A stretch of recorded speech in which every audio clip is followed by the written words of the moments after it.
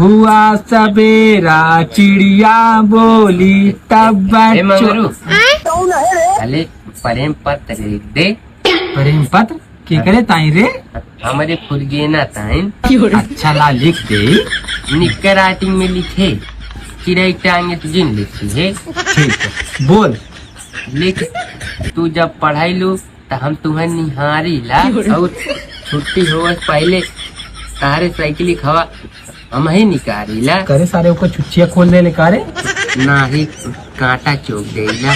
लेकिन बताए जिन। चल ठीक है अगवा बोल। क्लासे में को घंटा खाली ना रहा या नाते इंटरवल में लाइन मारीला। क्लासे में खड़ी होला तू हिंदी गावेलू और हम तुम्हें भोजपुरी गायक सुनाईला। कौन वाला रे?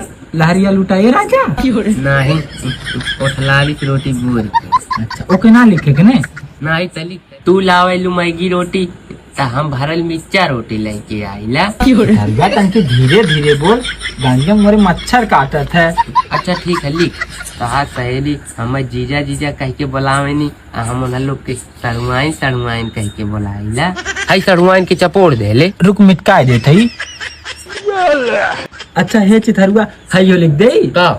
जब तू बागी कोर जाएलू तो हम तुम्हारे पीछे पीछे आईला। नहीं रे मंगरुआ, ये गंदी बात है। हाँ तब ना लिखब। जौने दिन हमार मिटकौना हेराई जाला तो हम तू ही मांग के काम चलाईला। हम सोचीला तू गुस्सा न हुआ यहाँ नाते तोहरे ताइन इमली हमरा तोड़ के लाईला। तू बनबू कहिया चिथरुआइन हम ये भगवान से रोज मनाईला।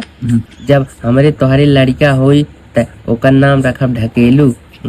तुम्हें पूरा गांव ढकेलुआ माई कह के बोलाई। ये चिथरू अगर ढकेलुआ रोवे लागी तब तो कह दे ए ढकेलुआ माई एक लड़का और होवाइला दोनों साथ में खेल।